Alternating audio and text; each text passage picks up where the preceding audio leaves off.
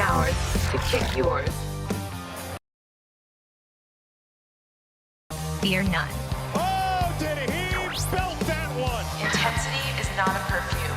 It was a no-doubter. 5, 4, 3, 2, 1.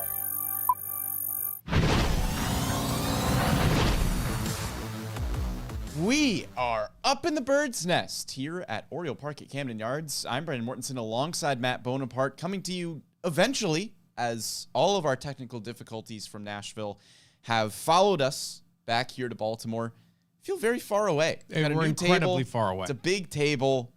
This is not as intimate of a setting as we had before. No, this is incredibly far away, and for everybody walking in the halls, they'll now be hearing us because we're going to be yelling at each other. We're going to have to yell. Yeah. It's the only way we'll be able to converse on this show. Happens. It is what it is. Yeah. We leave winter meetings in Nashville, and there wasn't a ton of big, exciting things. The Juan Soto trade got finalized to the New York Yankees. Kind of anticlimactically. It was like, oh, yeah, he's getting traded. Yes. And, oh, wait, the Padres have to look at a bunch of physicals. And, oh, wait, now he actually got traded. Yay. Slow burn. Very slow burn. And then we come back to find out that Shohei Ohtani has signed a 10-year, $20 million deal, which feels a little bit low for Shohei. Really thought he was going to get more. 20 over 10 for that guy? Yeah. I mean, they fleeced him, really. They really did. Now, Shohei Ohtani, of course, getting $700 million. That's closer to $1 billion than it is zero. You're right about that. Fun fact. You are right about that. I mean, a lot of the projections for Shohei were 550, 560, and he gets $700 million. Yeah. I mean, there's not a lot of breaking that one down other than saying, wow, that's a lot of clams. Other than saying he's making $20 million a year over the, or I'm sorry, $20 million total over the 10 years that he is actually playing baseball for the Los Angeles Dodgers. He's going to get those endorsements, though. He will. I'm not thinking he's going to be strapped for cash over those first 10 years, but pretty amazing that deal there with the Dodgers. Other things around the stove, nothing crazy. Jeimer Candelario to the Reds on a 3-year deal. Good for Jeimer. Had a nice bounce-back season with Washington. Good for him, man. Will Smith to the Royals on a 1-year deal. Not the catcher. Watch out for Kansas City. I mean, he's won a World Series everywhere he has gone the last 3 years. Yeah. So Kansas City, dark horse. It's really wherever they trade him. Right. At the deadline. But, yeah. Nah, dark horse. Sticking with Kansas City. Sure. Eduardo Rodriguez, potential Orioles target, goes to the Diamondbacks on a 4-year deal. Was right around the range that we had guessed for Erod at 4 for 80-ish range. Yes. Goes to Arizona. They got a nice little rotation down there in Arizona. Yeah. World Series team. Not bad. Bolstering up. And then Juan Soto, of course, officially to the Yankees. He's a Yankee, yes. The stove's still not scorching, but with Shohei off the board, things are probably going to start moving here pretty soon. Yeah, I mean, Giants got Jung-Hoo Lee. Yeah? There's that. There was that. 6 years, 18.8 AAV, I believe, or 18.3. I thought it was a pretty good deal for the Giants. I think that guy's going to be pretty good, and they got him on a relatively cheap deal. He does have also the coolest nickname. What is that? I don't know. In sports. Grandson of the Wind. No way. He's the grandson of the Wind? He's the grandson of the Who's Wind. His dad? Son of the Wind. Oh, my goodness. Yeah. His dad's nickname, Son of the Wind. So does that make his grandfather the Wind? Maybe. His grandfather is just the Wind. It might be. That's crazy. Yeah. Pretty sweet, though. Yeah, that is sweet. Now, Bones, last week, we did do a show in Nashville. We did. From my hotel room. The audio quality on that, as noted in our comment section, not great. Yeah, we tried. We're going to go back to our Craig Kimbrell deep dive here. That was more so an initial reaction. Hey, they signed Craig Kimbrell. That's pretty cool. So today, wanted to really dive in depth to Craig Kimbrell, what he brings to the Orioles. You know the career stats. He's a 9-time All-Star, has won Reliever of the Year, AL Reliever of the Year, NL Reliever of the Year. But what are you really getting with Craig Kimbrell? First thing that jumps out to me is that you're going to get some ebbs and flows. Yes. He's going to be streaky. Mm-hmm. If you look at his 2023 season, it has kind of been defined by the knee-jerk reaction of the NLCS, which I understand. It's a big series for the Phillies. They were the favored team against the Diamondbacks. He did not pitch great in that series. But that's just kind of what you're going to get with Craig Kimbrell. If you look at his 2023 season, in April and March, he gives you a 4.09 ERA. In May, he gives you an ERA of 8. You're kind of like, uh-oh. June, a .69 ERA, a 1.38 in July. You're like, this is the best pitcher alive. You're sitting there saying, you had me in the first half, not going to lie. Not going to lie. And now all of a sudden, he's the best pitcher alive. Then you go to August, and he gives you a 5.73 ERA. And you're going, well, season's over. This is terrible. Until we get to September, where he gives you a 1.50 ERA.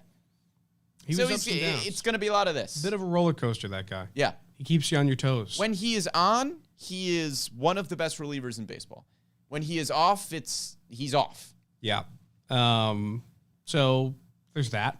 There is certainly that. But grand scheme of things, if you were to pick one guy to be a Band-Aid 1-year closer, potentially 2 with the option. Yeah. Until Michael Elias did say they were hopeful that this would be a 2-year thing. Yes. They do have that option. I'd say Craig Kimbrell's the best option in that time frame. Yeah. Because you're getting a guy who has plenty of closing experience. He's got 400-plus saves. Could be on his way to Cooperstown kind of guy. He's going for 500 likely. He's won a World Series, like you said. He's had plenty of accolades to his name. This is a guy that is seasoned, has seen the big lights, whether or not you want to basically hang his entire reputation on last year's championship series is up to you. I wouldn't do that personally. No. He was the closer for a World Series winning Red Sox team back in 2018. He's a darn good pitcher.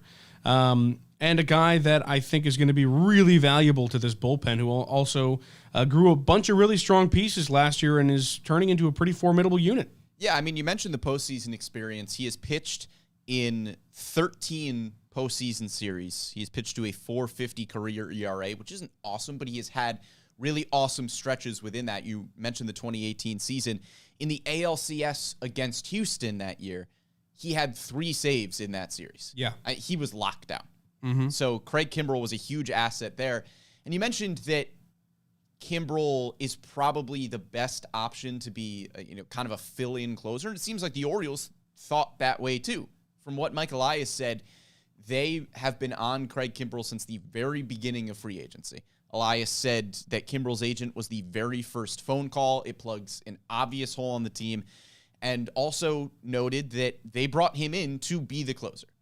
This is more than likely not going to be any sort of competition in spring training. I know Yennier Cano can close some games. There are other candidates as well. D.L. Hall, maybe Danny Coulombe in there. But the intention is that Craig Kimbrell is going to be your 9th inning guy. I mean, Maybe he faces the heart of the order in the 8th, like Mike Elias said. That's going to be up to Brandon Hyde. But Craig Kimbrell has been signed to be the closer. Yeah. And I think, again, it's a really good move and a guy who makes this unit one that, okay, like they have some pieces and turns it into, okay, that's a really solid bullpen. Absolutely.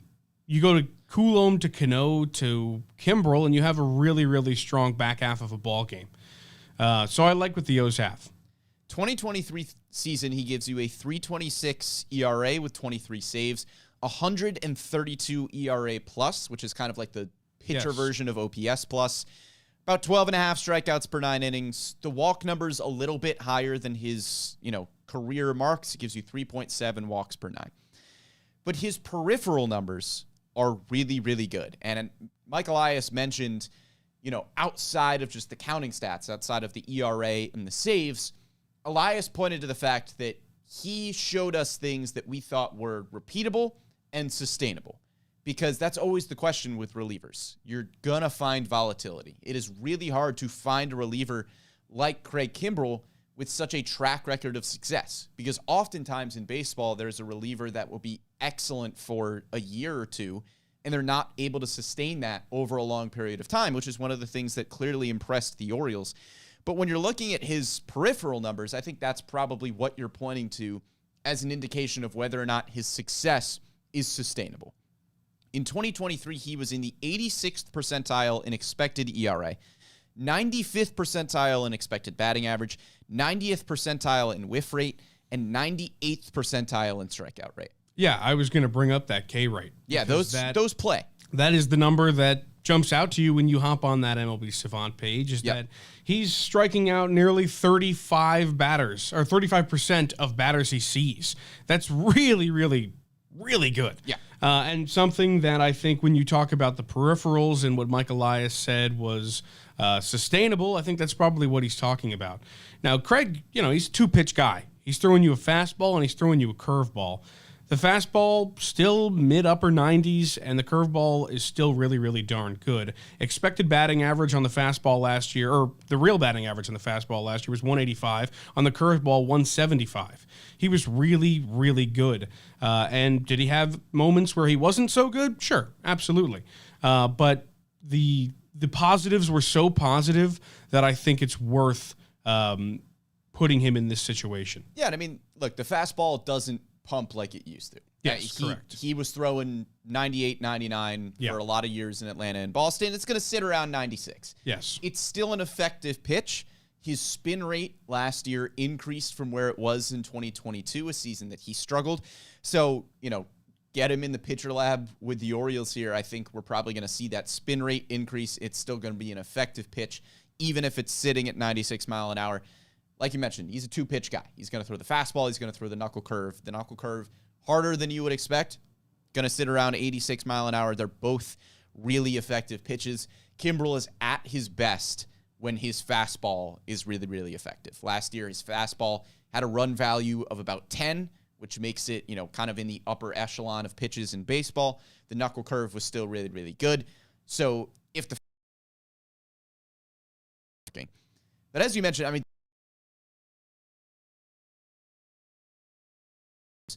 but to me, they just mostly point to the fact that when he does get hit, which isn't very frequent,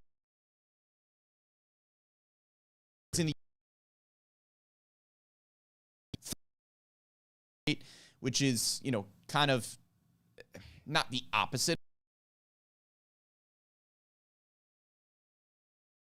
Come in and be ground ball guys. Kyle Gibson, a perfect example, where, he works with the great defense behind him. Craig Kimbrell, it's probably going to be a lot of fly balls. It's going to be a good bit of line drives. The outfield defense is going to help him more than the infield defense is. And Kimbrell also in the 25th percentile in walk rate. I wouldn't read into those numbers so good that I think that just, really outweighs. It's arguably his best season. He had I think a top 10 Cy Young finish. Exit velocity and hard hit rate. Because nobody was really touching him. But when...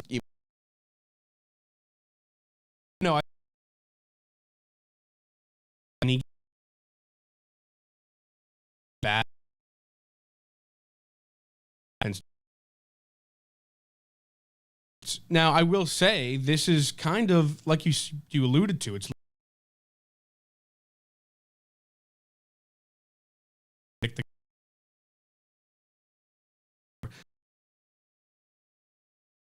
you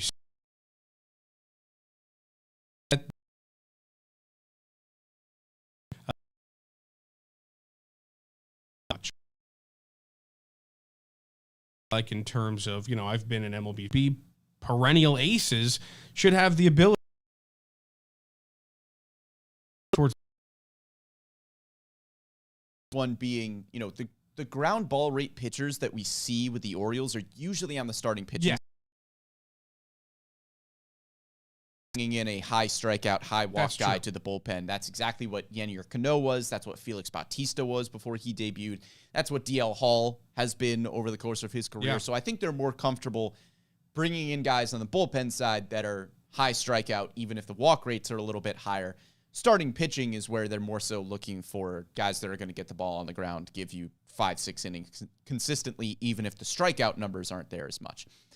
But in terms of Kimbrel, kind of picking things up with the Orioles and not wanting to change his ways too awful much, I'm not going to put that narrative out there before, we know that that's the case. And I would imagine with Craig Kimbrel that this is a guy who is trying to make the Hall of Fame. And he wants a championship. He wants a championship. He is trying to get to 500 saves. He is trying to, improve his postseason numbers, all of those things that will help him get to Cooperstown. He's on a really good track right now.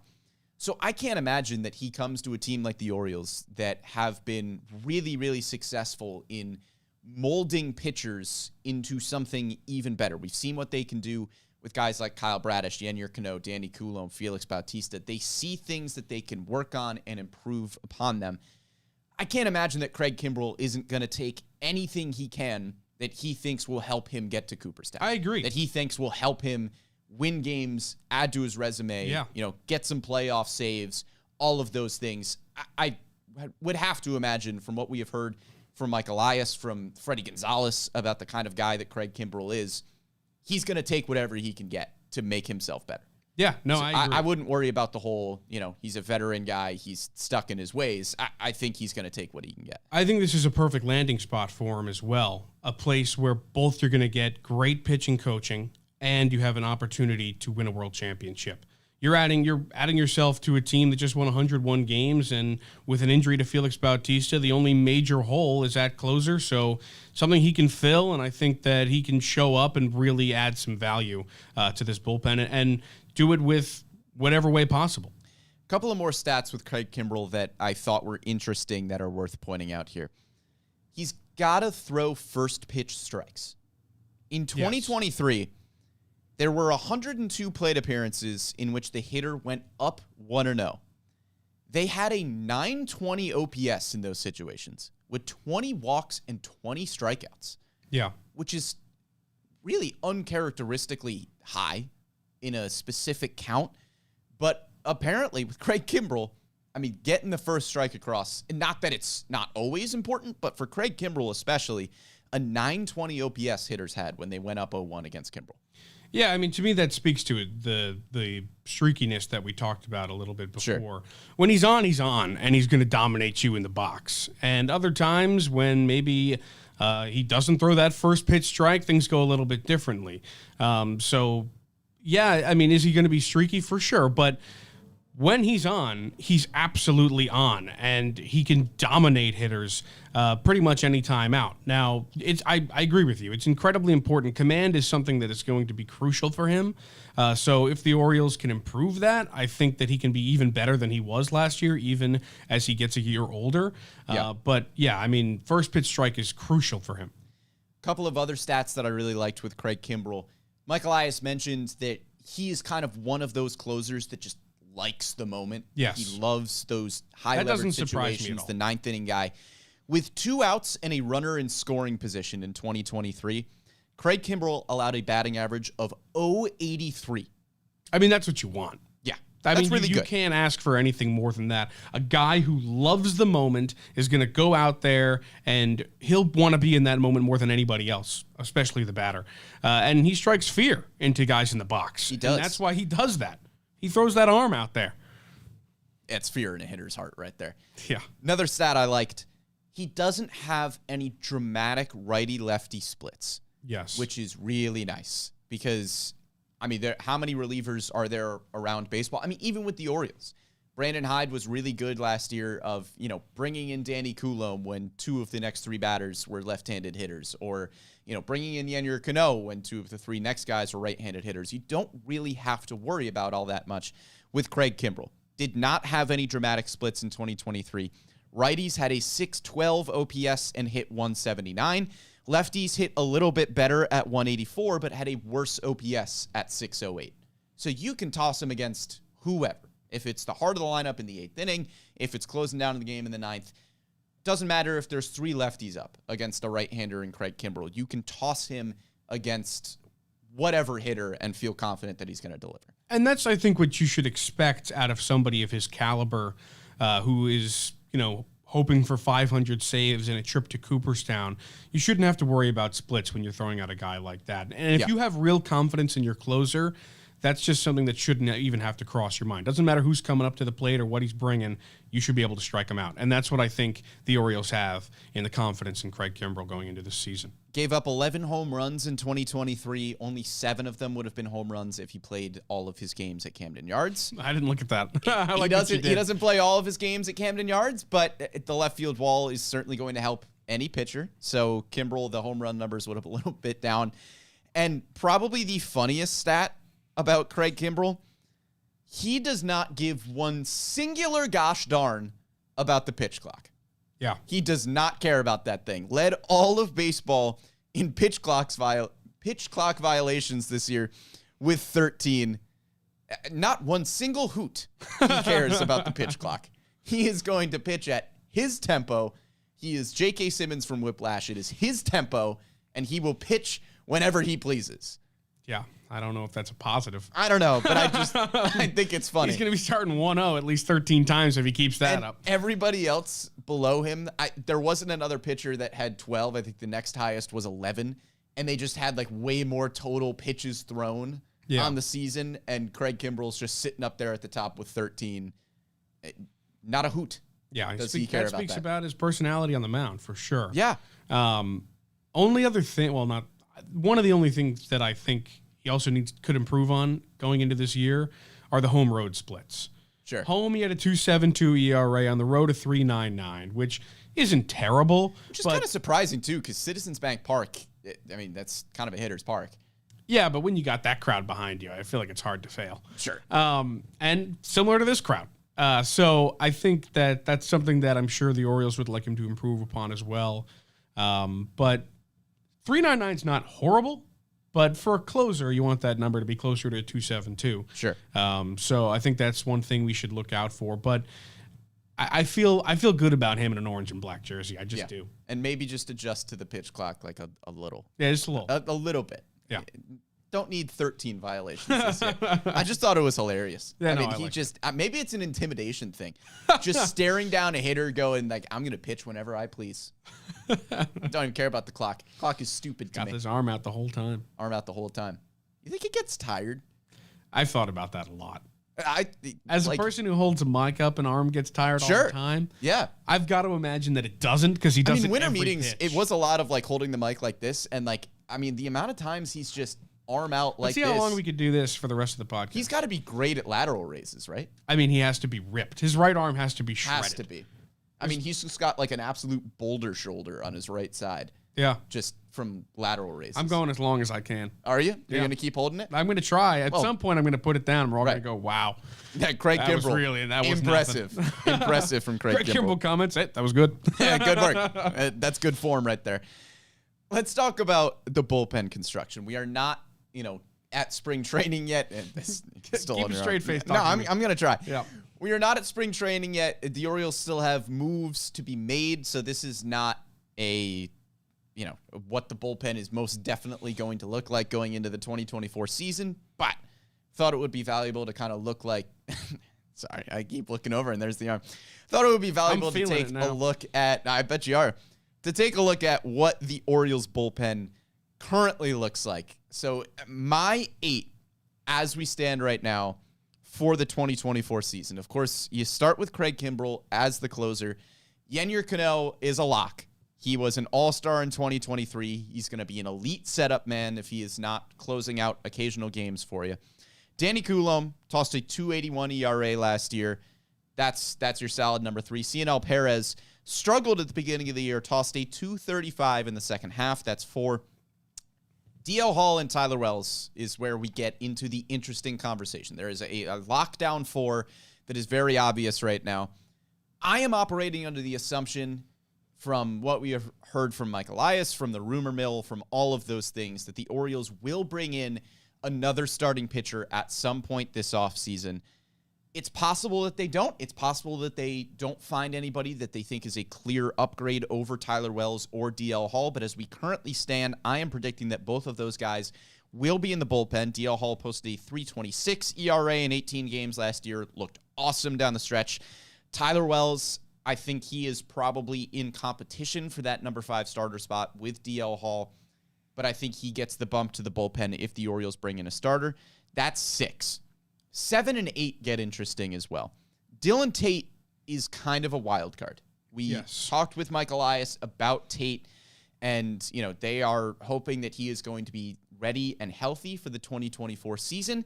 We haven't heard a ton about Tate. I mean, he was on the injured list for a while last year, kind of lost track of where he was at and what he was up to.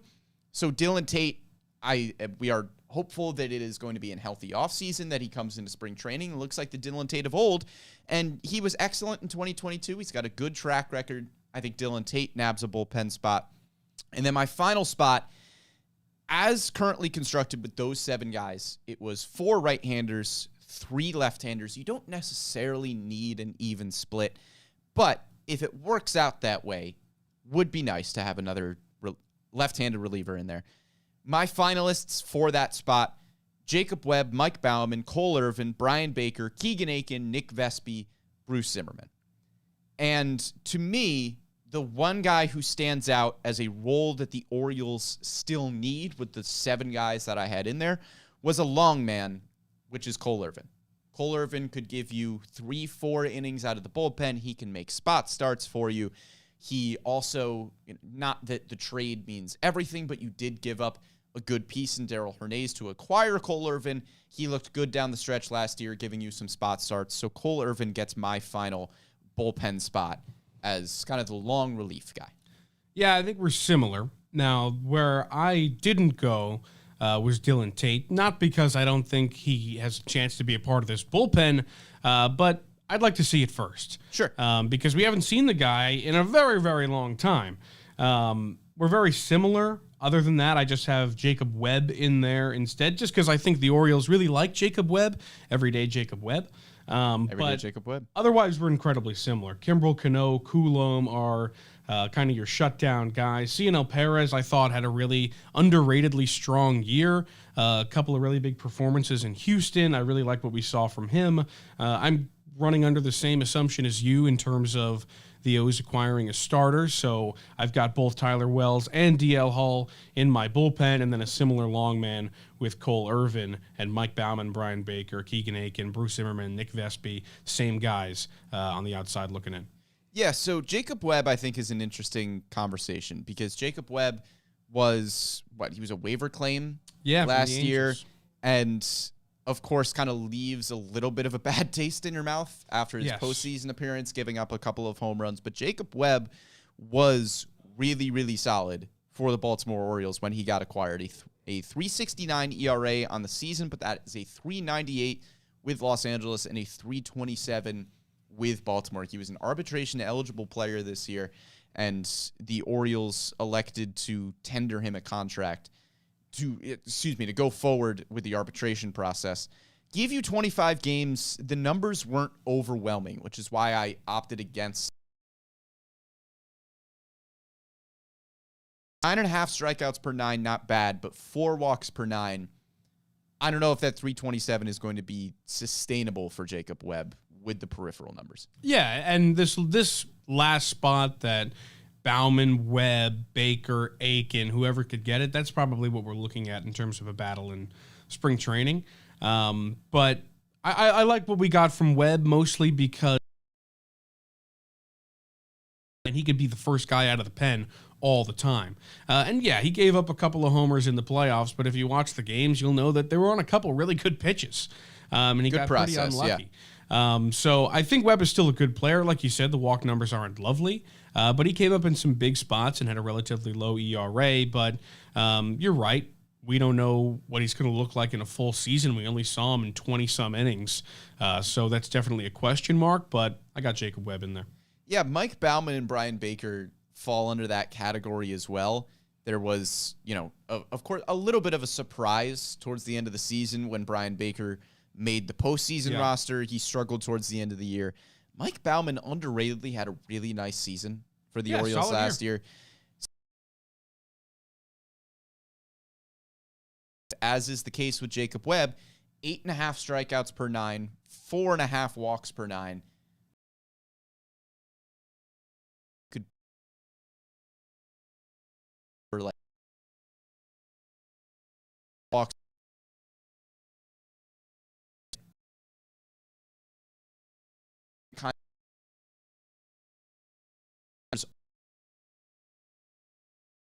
And with the Craig Kimbrell conversation, it was, look at the strikeout numbers, look at the peripheral numbers.